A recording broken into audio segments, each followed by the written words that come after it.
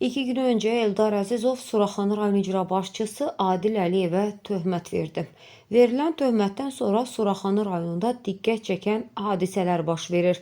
Son 2 gündür rayon ərazisində özlərini güya şəhərsalma və ya icra hakimiyyət əməkdaşları kimi təqdim edən, lakin kimliklərini açıqlamayan maskalı şəxslər peyda olub. Həmin şəxslər evlərin və hasarların söküntüsünə başlayıblar. Ən narahat edici məqam isə budur ki, söküntü aparan şəxslərin üzləri maskalıdır. Çox maraqlıdır. Bu şəxslər kimdir? Hansı qurumu təmsil edir? Üzlərini niyə gizlədirlər? Hansı qanun onlara maskalı şəkildə söküntü aparmağa icazə verir? Söküntü qərarları ilə bağlı sakinlərə rəsmi bildiriş təqdim olunubmu? Ümid edirik ki, bütün bu sualların cavabı aidiyyatı qurumlar tərəfindən veriləcək. Səsləndirilən iddialarla bağlı bütün maraqlı tərəflərin mövqeyini işıqlandırmağa hazırıq.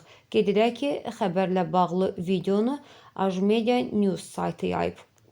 Bax, bu da bu günləri 22-si Ramazan ayının da 3-cü günüdür. Sağ olsunlar.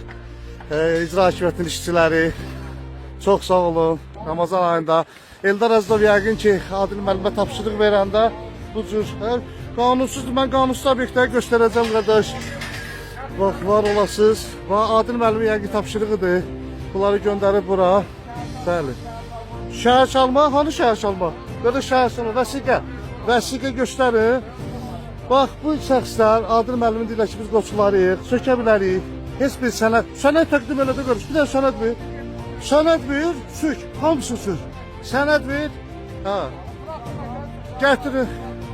İndi kətdəki bütün qanunsuz tikintiləri, bəli, bütün qanunsuz tikintiləri mən göstərəcəm inşallah. Bu, yəni, Eldar Əzizov, yəqin ki, cənab Adil Əliyevə siz demişdiniz ki, qanunsuz tikintilər söksün.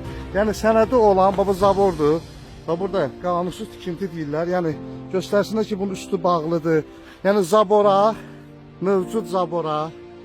Və görürsünüz, gəliblər buranı sökürlər. Sonra da məsələ bir başqa cür olur. Mən daha bu qoçulara bir söz deyə bilmirəm. Özləri də qaçırlar belə. Görsünlər, bu sökməklə belə deyil. Gəldilər əmlaşma zərər vurdular, getdilər.